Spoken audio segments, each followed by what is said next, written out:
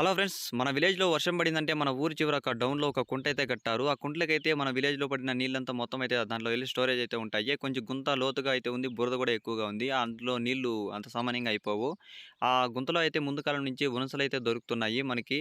మా తాత వాళ్ళ కాలం నుంచి. మనకి ఇప్పుడైతే మన చుట్టుపక్కల ప్రాంతాల్లో ఎక్కడ చూసుకున్నా గాని మన చెరువుల్లో మారవలైతే దొరుకుతాయి. మామూలుగా నచ్చి చేపలైతే ఉనసలైతే దొరకవు. అవైతే ఇప్పుడు ఆ గుంతలో కొన్ని నీళ్ళైతే అయిపోయాయి. కొన్ని బకెట్లతో నీళ్ళైతే పోయేసి చేపలైతే కొన్ని పడదామని ఎళ్ళాము. దాంట్లో అయితే కొన్ని ఉనసలైతే దొరికాయి. చూడండి ఫ్రెండ్స్, ఉనసలైతే ఏ విధంగా ఉన్నాయో. మామూలుగా మీ విలేజ్ పక్కలో కూడా ఎప్పుడైనా ఇలాంటి చేపలు దొరికినట్టయితే కామెంట్ చేయండి. మామూలుగా మనకి ఎక్కడ గాని ఈ చేపలు మన సరౌండింగ్స్‌లో చూసుకున్నట్టయితే మనకి ఎక్కడ గాని ఇలాంటి చేపలైతే కనపడవు. అంటే రేర్‌గా కనబడతాయి. మా విలేజ్‌లో అయితే ఇక్కడ కుంటుంది కాబట్టి ముందు కాలం నుంచి చేపలైతే ఉన్నాయి. మేము ఎన్నో కష్టాలు పడి శ్రమించిన తర్వాతే మనకి ఈ చేపలైతే దొరికాయి. చూడండి ఏ విధంగా ఉన్నాయో. మనకి కొన్ని చేపలైతే దొరికాయి. ఆ చేపలనైతే మనం సాంబార్ కూడా చేసుకోలేం కాబట్టి మన విలేజ్ పక్కలో పెద్ద చెరువైతే ఉంది. ఆ చెరువులోకి వదులుకున్నట్టయితే చాలా పిల్లలైతే చేసి చాలా చేపలయ్యే అవకాశం అయితే ఉంది.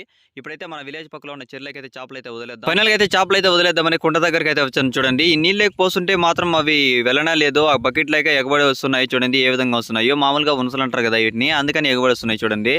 మీరు కూడా ఇదే విధంగా విలేజ్‌లో ఉన్నప్పుడు మీ విలేజ్‌లో మీ ముందు కాలం నుంచి ఏమన్నా చేపలు ఉన్నప్పుడు ఇదే విధంగా మామూలుగా ఈ చేపల్ని ఈ కుంటలోకి వదిలినట్టయితే కామెంట్ చేయండి. ఇలాంటి మంచి మంచి వీడియోలతో మీ ముందుకు వస్తున్నాను విలేజ్ పోడు. Please do subscribe and support me guys. అలాగే సపోర్ట్ చేయండి. మరిన్ని మంచి మంచి వీడియోలని ముందుకు తీసుకొస్తాను. చూడండి ఫ్రెండ్స్, చెరువు అయితే ఎంత పెద్దగా ఉంది. చెరువులో నీళ్ళు అయిపోయేసరికి మనకి చేపలు అయితే పిల్లలు అయితే చేసి చాలా అయితే చేపలు అయితే అవుతాయి. అందుకనే దీంట్లో అయితే చేపలు అయితే వదులుతున్నాను. చూడండి ఎంత పెద్దగా ఉందో చెరువు.